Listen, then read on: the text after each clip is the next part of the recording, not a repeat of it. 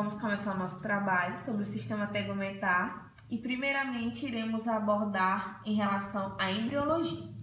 O sistema tegumentar é formado pela pele e seus apêndices, glândulas sudoríparas, unhas, pelos, glândulas sebáceas e músculos eretores dos pelos. O sistema inclui também as glândulas mamárias e os dedos. O desenvolvimento da pele. O tegumento ou pele é formado por duas camadas, a epiderme e derme, que são originárias de dois folhetos embrionários diferentes, o ectoderma e o mesoderma. A epiderme é um tecido epitelial superficial que se origina do ectoderma de superfície. E já a derme é uma camada profunda formada por tecido conjuntivo denso que se origina do tecido conjuntivo primitivo, o mesênquima. As interações ectodérmicas e mesenquimais envolvem mecanismos indutivos mútuos. A pele embrionária, com 4 a 5 semanas, é formada por uma única camada de ectoderma de superfície que reveste o mesoderma. Bem, a epiderme. O primórdio da epiderme é o ectoderma de superfície. As células nessa camada proliferam e formam a camada de epitélio pavimetoso, a periderme, e uma camada basal. As células da periderme passam continuamente por queratinização e descamação e são substituídas pelas células que surgem da camada basal. As células peridérmicas descamadas formam parte da substância gordurosa branca, vernix caseosa, que cobre a pele fetal. Mais tarde, a vernix contém sebo, a secreção das glândulas sebáceas da pele. A vernix protege a pele em desenvolvimento da constante exposição ao líquido amniótico com seu conteúdo na urina. Em relação à derme, a derme desenvolve-se do mesênquima subjacente ao ectoderma de superfície. O mesênquima que se diferencia em tecido conjuntivo da derme origina-se da camada somática do mesoderma lateral e dos desmártomos dos somites. Com 11 semanas, as células mesenquimais começam a produzir fibras colágenas e elásticas do tecido conjuntivo. Quando se formam as cristas epidérmicas, a derme projeta-se para dentro da epiderme, formando as papilas dérmicas. Em algumas dessas cristas, formam-se as alças capilares e algumas cristas dérmicas nutrem a epiderme. Terminações nervosas sensitivas formam-se em outras cristas.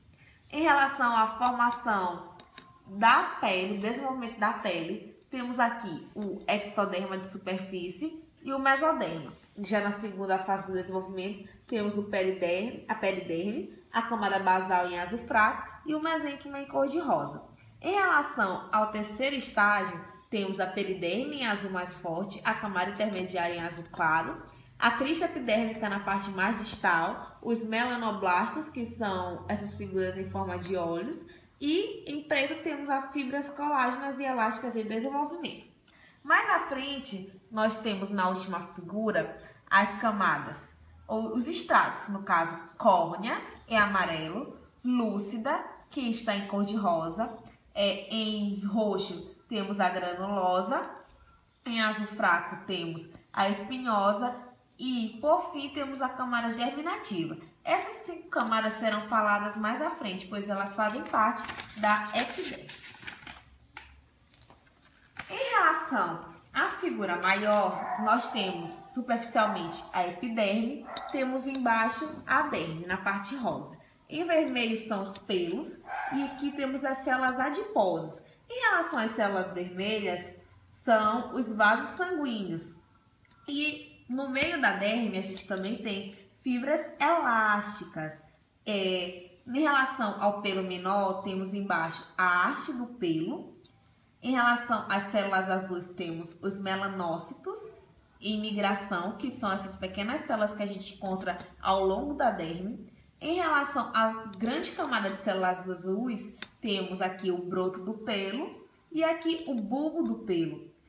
Em vermelho temos o pelo maior, a formação da glândula sebácea, temos aqui o ducto sudoríparo e a célula secretora da glândula sebácea perto deste ducto.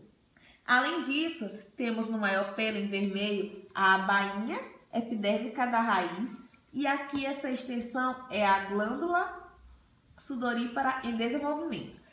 Essa ondulação ao redor da haste menor é o primórdio da glândula sebácea. Também temos em preto, são fibras de colágeno. Em relação à parte mais distal, é a papila do nosso pelo. Em relação a essa camada azul, encontram-se melanócitos. Agora vamos conhecer um pouco das glândulas. Existem dois tipos de glândulas, as glândulas sebáceas e glândulas sudoríparas, e elas originam-se da epiderme e crescem na derme. As glândulas sebáceas. A maioria das glândulas sebáceas desenvolve-se como brotos laterais das bainhas epidérmicas das raízes dos folículos pilosos em desenvolvimento. Os brotos glandulares crescem no tecido conjuntivo circundante e ramificam-se para formar os primórdios dos vários alvéolos e seus ductos associados. Em relação às glândulas sudoríparas, elas se dividem em écrinas e apócrinas. As écrinas se desenvolvem como invaginações epidérmicas, os brotos celulares, no mesênquima subjacente. E já as apócrinas se desenvolvem de invaginações do extrato germinativo da epiderme, que também dão origem aos folículos pilosos. Como resultado, o ducto dessas glândulas se abre na porção superior dos folículos pilosos, acima das aberturas das glândulas sebáceas.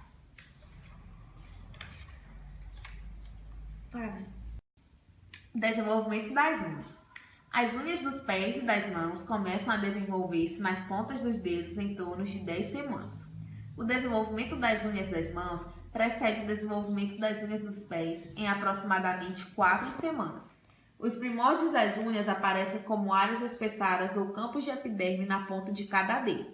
Mais tarde, os campos das unhas migram para a superfície dorsal, levando sua inervação a partir da superfície ventral.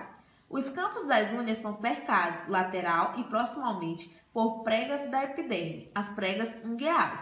As células da prega ungueal proximal crescem sobre o campo da unha e tornam-se queratinizadas, formando a placa ungueal.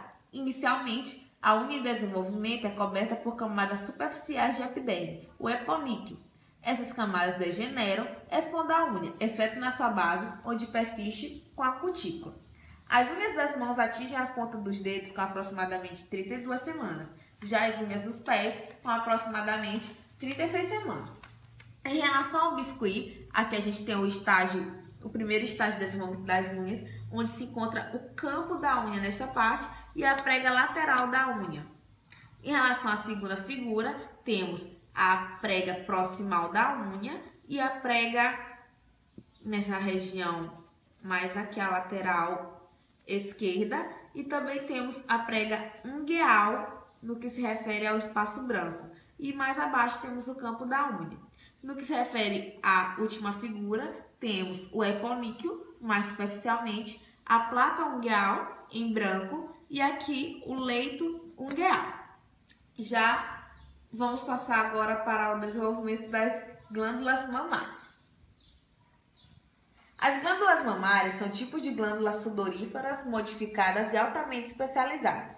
Os brotos mamários começam a se desenvolver durante a 6ª semana, como invaginações compactas da epiderme no mesênquima subjacente. Essas mudanças ocorrem em resposta a uma influência indutora do mesênquimo. Cada broto mamário logo dá origem a vários brotos mamários. Cada broto mamário logo dá origem a vários brotos mamários secundários, que se desenvolvem em ductos lactíferos e seus ramos. A canalização desses brotos é induzida pelos hormônios sexuais maternos. Durante o final do período fetal, a epiderme, no local de origem da glândula mamária, torna-se deprimida, formando uma fosseta mamária rasa. Nas crianças recém-nascidas, os mamilos estão incompletamente formados e deprimidos. Após o nascimento, os mamilos usualmente se elevam das fossetas mamárias. No nascimento, os principais ductos lactíferos são formados. As glândulas mamárias se mantêm rudimentares até a puberdade. Em ambos os sexos, as glândulas mamárias desenvolvem-se similarmente e são formadas pelas mesmas estruturas. No sexo feminino, as glândulas alargam-se rapidamente durante a puberdade, principalmente por causa da gordura e do tecido conjuntivo em desenvolvimento nas mãos. O crescimento do sistema de ductos ocorre por causa dos níveis elevados de estrógenos circulantes. Bom, aqui nós temos as cristas mamárias, duas, e já aqui temos um remanescente dessa crista. Em relação às figuras de baixo, temos nessa parte mais superficial a epiderme, essa camada aqui, total. E aqui o broto mamário primário, que é o primórdio da glândula mamária. Aqui a mesma coisa, já os brotos mamários secundários, a gente vê que eles já estão mais profundos em relação à derme. Aqui nós temos a glândula mamária, provavelmente dita como a fosseta mamária, e já aqui encontramos o mamilo deprimido, o areolo da mama, o ducto lactífero, que são as estruturas principais. Essa primeira figura, a glândula encontra-se aproximadamente com 28 dias, já aqui ela está com 6 semanas, na figura B. No que se refere à figura que a gente pode chamar de C, ela já está em grande desenvolvimento, e aqui, na que a gente pode chamar de figura D, encontra-se da 12ª semana até o nascimento. Por fim, iremos retratar o desenvolvimento dos dentes. Normalmente, dois conjuntos de dentes desenvolvem-se: a dentição primária, ou dentes descidos, e a dentição secundária, ou dentes permanentes. Os dentes desenvolvem-se do ectodermo oral, do mesênquima e das células da crista neural. A odontogênese é iniciada pela influência indutora do mesênquima da crista neural no ectoderma suprajacente. Os primeiros brotos dentais aparecem na região mandibular anterior. Mais tarde, o desenvolvimento ocorre na região maxilar anterior e progride posteriormente no maxilar e na mandíbula. O desenvolvimento do dente continua por anos após o nascimento. A primeira indicação do desenvolvimento do dente ocorre durante a 6ª semana, com o espessamento do epitélio oral derivado do ectoderma de superfície. Os brotos dentários, que dão origem aos dentes permanentes, começam a aparecer com aproximadamente 10 semanas, provenientes de extensões profundas da lâmina dentária. Em relação à erupção dentária, ao se desenvolverem os dentes descidos, começa um movimento lento e contínuo em direção à cavidade oral. Os dentes da mandíbula frequentemente erupcionam antes dos do maxilar, e os dentes das meninas frequentemente erupcionam mais cedo que os dentes dos meninos. A dentição da criança contém 20 dentes descidos. À medida que a raiz do dente cresce, sua coroa erupciona gradativamente através do epitélio oral. A parte da mucosa oral em torno da coroa irrompida torna-se a gengiva. Usualmente, a erupção dos dentes descidos ocorre entre o 6º e o 24º mês após o nascimento. Os incisivos mediais mandibulares ou incisivos centrais erupcionam 6 a 8 meses após o nascimento. Em algumas crianças, esse processo pode começar somente após 12 ou 13 meses. Já os dentes permanentes desenvolvem-se de maneira similar ao que foi descrito para os descidos. Quando o dente permanente cresce, a raiz do dente descido correspondente é reabsorvida pelos osteoclastos. Consequentemente, quando o dente descido cai, ele é constituído apenas pela coroa e pela parte superior da raiz. Os dentes permanentes usualmente começam a aparecer durante o 6º ano e continuam a surgir até a idade adulta. Temos aqui 9 figuras mostrando o desenvolvimento dos dentes. Na figura U, a gente vê em azul o epitélio oral e mais embaixo temos a lâmina dentária. Por fim, temos o mesênquima. Em relação à figura 2, temos em exposição o broto dentário. Já na figura 3, temos aqui a lâmina dentária e o órgão do esmalte. E essa curva aqui é conhecida como papila dentária. Em relação à 4ª figura, temos nessa curva o broto do dente permanente. E aqui dentro desse círculo nós temos o epitélio interno do esmalte, que é esse aqui, em azul mais escuro, e o epitélio externo do esmalte, que é essa parte mais de fora. Já na 5ª figura, a gente vê a degeneração da lâmina, essa parte aqui comprida, e também temos o retículo do esmalte, que é a parte em azul, e a papila dentária, que é essa parte em branca. Aqui embaixo temos o saco dentário. Em relação à 6ª figura, temos a polpa dentária, que é essa parte branca. Temos os ossos, as partes mais distais. Temos também a bainha epitelial da raiz, que se encontra nessa parte azul. Já em relação à 7ª figura, temos o epitélio oral, em azul. A camada odontoblástica, que é essa parte aqui. Temos também o ligamento periodontal. que ele também encontra-se na parte lateral. Além disso, nós temos o osso alveolar, que é essa parte mais branca. E, por fim, temos o desenvolvimento do dente permanente em azul claro. Em relação à oitava figura, temos a coroa anatômica, que vem da raiz até aqui o início, ou o fim, no caso, da formação do dente. Temos a gengiva em azul. Temos, além disso, a polpa dentária, que é onde passa a artéria que irriga o dente. Por fim, temos novamente o desenvolvimento do dente permanente. Já na nona figura, que é uma figura mais completa, encontra-se o retículo do esmalte, que são essas partes em azul, na maior parte. Temos os amealoblastos, que estão em laranja. Além disso, temos as primas dos esmaltes em amarelo, a dentina em vermelho, a pré-dentina em rosa, a polpa dentária, que são essas veias vermelhas que estão aqui na dentina. E, por fim, nós temos os odontoblastos, que a gente sabe que são as células formadoras do dente, que eles se encontram-se também nessa parte rosa. E aqui são prolongamentos dos odontoblastos. Bem, embriologicamente falando, é isso o desenvolvimento do sistema tegumentar. Bom, agora vamos falar do sistema tegumentar anatomicamente. Esse sistema do corpo humano, também conhecido como pele, é responsável pela proteção contra possíveis agentes externos. É o maior órgão do corpo, que tem como função principal de proteger as estruturas vitais. Suas principais funções são proteger o corpo de ações do meio ambiente, evitar a perda de líquido e evitar a entrada de substâncias ruins no organismo, regular a temperatura do corpo e garantir a sensibilidade através dos nervos da pele. Bom, agora vamos falar um pouco sobre as camadas da pele. A primeira que a gente vai falar é da epiderme, também chamada de cutícula. Essa parte da pele encontra-se na camada papilar da derme e pode adquirir espessuras diferentes em determinadas partes do corpo humano.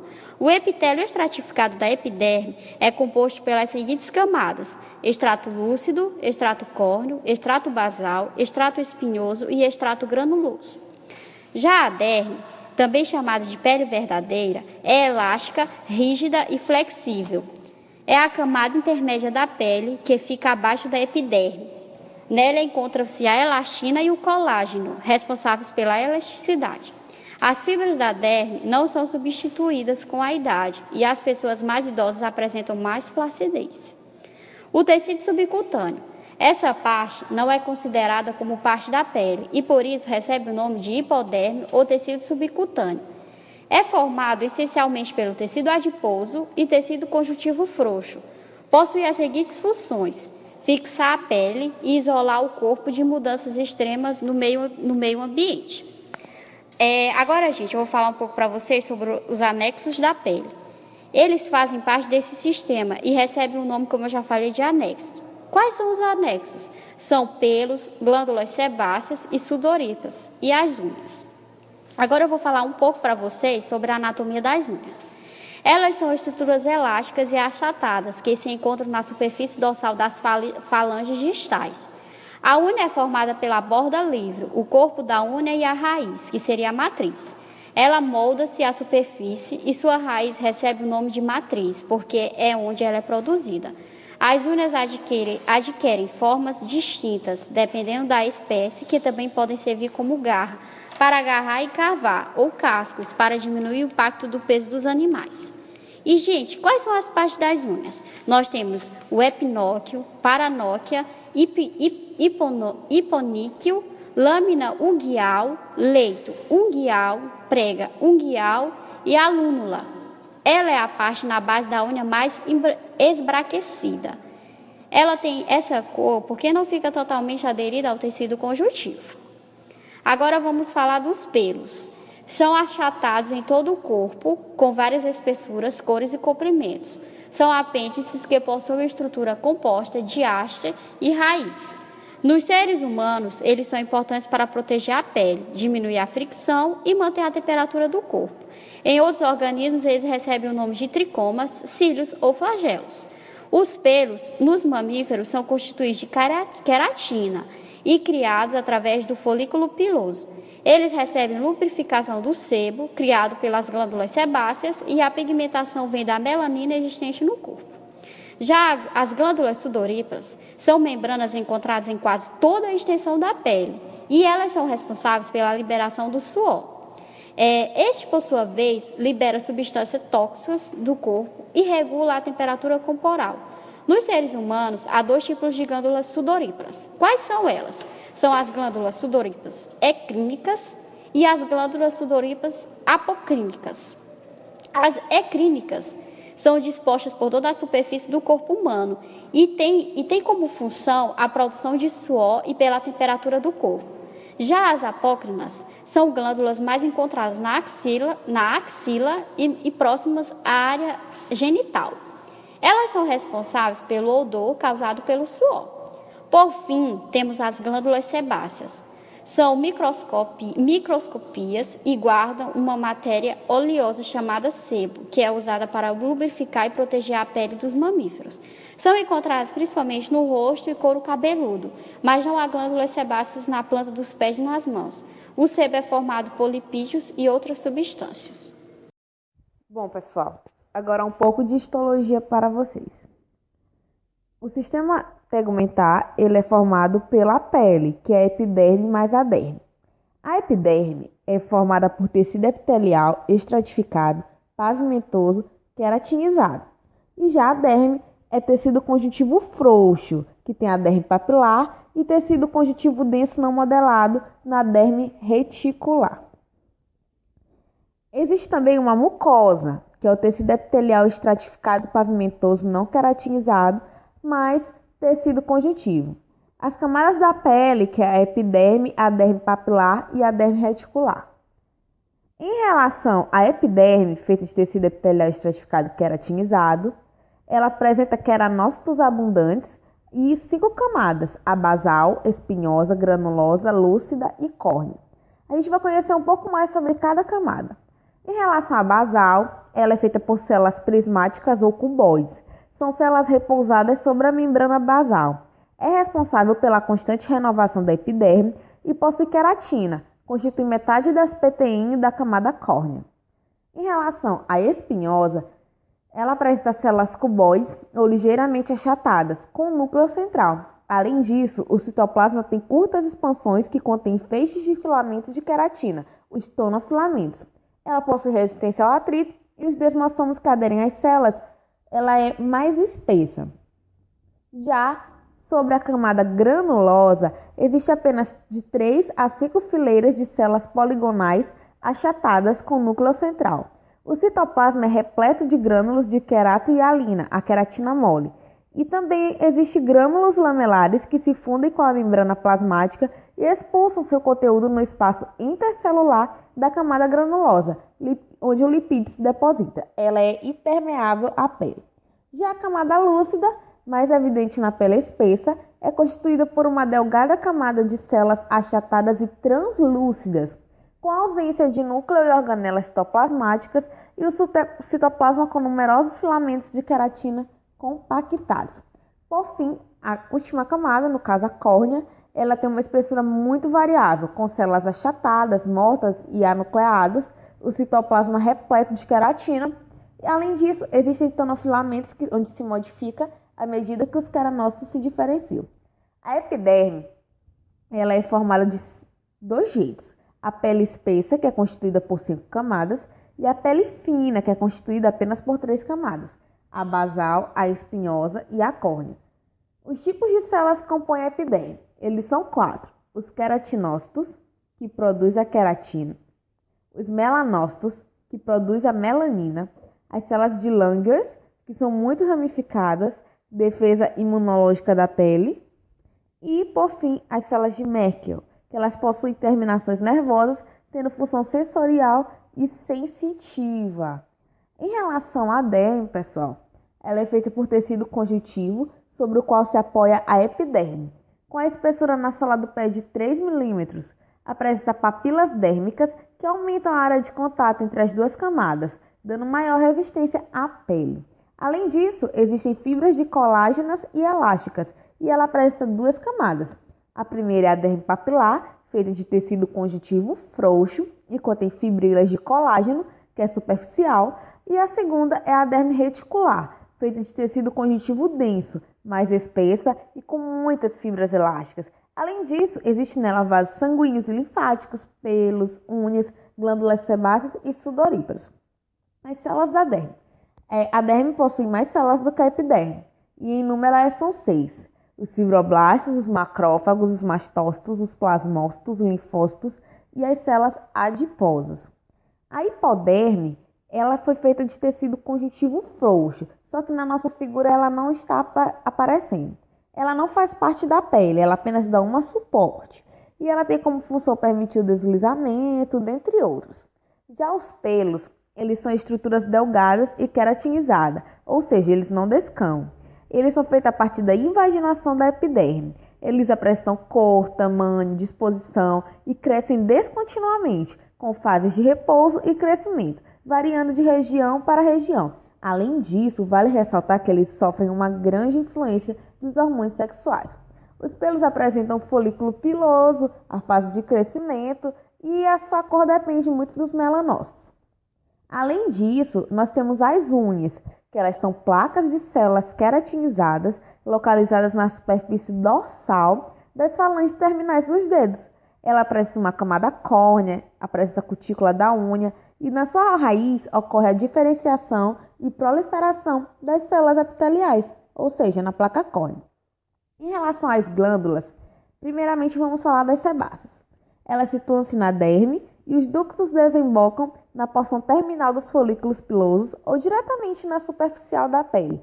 São alveolares. Ela é uma glândula holócrina e sua secreção possui lipídios, lubrifica e protege os pelos e a camada córnea da pele. Ela está sempre associada aos pelos e ela tem uma baixa atividade secretora até a puberdade.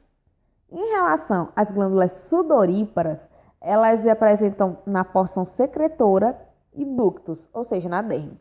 Ela é uma glândula merócrina, a glândula tubulacionosa simples enoveladas. Ela possui a porção secretora, que sintetiza a secreção, e o ducto, que excreta a secreção, no epitélio cúbico. Além disso, as glândulas sudoríparas contêm células seromucosas e células que transportam íons de água. Axilas, pubianos e mamas, as apócrinas, desembocam nos folículos pilosos dos pelos, logo na hipoderme. Algumas funções dessas glândulas sudoríparas é a excreção, resfriar a superfície corpórea e produzir o suor. Bem, histologicamente é isso que temos para falar para vocês sobre o sistema tegumentar. Agora nós vamos entender mais sobre a fisiologia do sistema tegumentar. O tegúmento humano, mais conhecido como pele, é formado por duas camadas diferentes, firmemente unidas, a epiderme e a derme. A epiderme é um epitélio multiestratificado formado por várias camadas de células achatadas e justapostas. A camada da célula mais interna é denominado epitélio germinativo. É constituído por células que se multiplicam continuamente, ou seja, sofrem sucessivas mitoses. Dessa maneira, as novas células geradas empurram as mais velhas para cima, em direção à superfície do corpo. À medida que elas vão envelhecendo, as células epidérmicas tornam-se achatadas e passam a fabricar e acumular dentro de si uma proteína resistente e hipermeável, que denomina-se a queratina. As células mais superficiais, ao se tornarem repletas de queratina, morrem e passam a constituir um revestimento resistente ao atrito e altamente hipermeável à água, denominado camada queratinizada ou córnea. Toda a superfície cutânea está promovida de terminações nervosas capazes de captar os estímulos térmicos, mecânicos ou dolorosos. Essas terminações nervosas ou receptores cutâneos são especializados na recepção de estímulos específicos. Não obstante, alguns podem captar estímulos da natureza diferente. Porém, na epiderme não existe vaso sanguíneo. Os nutrientes ou seja, o oxigênio, chega à epiderme por difusão, a partir de vasos sanguíneos da derme. Nas regiões da pele promovidas de pelo, existem terminações nervosas específicas nos folículos capilares e outras chamadas terminais ou receptores. Os receptores mais comuns corpúsculo de Pacini, que são especializados em captar estímulos vibráteis e táteis. São formados por uma fibra nervosa, cuja porção terminal, a mielínica, é formado por várias camadas que correspondem a diversas células de sustentação. A camada terminal é capaz de captar a aplicação de pressão que é transmitida para as outras camadas e enviada aos centros nervosos correspondentes. O outro tipo de receptor são os discos de Merkel, de sensibilidade tátil e de pressão. Uma fibra aferente costuma estar ramificada com vários discos terminais destas ramificações nervosas. Esses discos são englobados em uma célula especializada cuja superfície distal se fixa às células epidérmicas por um prolongamento de seu protoplasma. Assim, os movimentos de pressão e tração sobre a epiderme vão desencadear um estímulo. A outra é a terminação nervosa livre, onde são sensíveis a estímulos mecânicos, térmicos e especificamente aos dolorosos. São formados por um axônio ramificado envolto por células de Schwann, sendo, por sua vez, ambos envolvidos por uma membrana basal. Na pele sem pelo, encontram-se ainda outros receptores específicos. O corpúsculo de Mencken, táteis, estão nas saliências da pele sem pelos. São formados por axônio mielínico, cujas ramificações terminais se entrelaçam com células acessórias. E os bulbos terminais de Krause, receptores térmicos de frio. São formados por fibra nervosa, cuja terminação possui forma de clava. Situam-se nas regiões limítrofes da pele com as membranas mucosas, por exemplo, ao redor dos lábios e das genitais. A dermatologia é a especialidade médica que estuda e trata dos problemas relacionados ao sistema tegumentar. É importante saber que quando se pensa em epiderme, derme e hipoderme, deve-se ter em mente que, independente uma da outra, elas têm função importante de manter o equilíbrio da pele humana e também o perfeito funcionamento do nosso organismo. Vamos lá.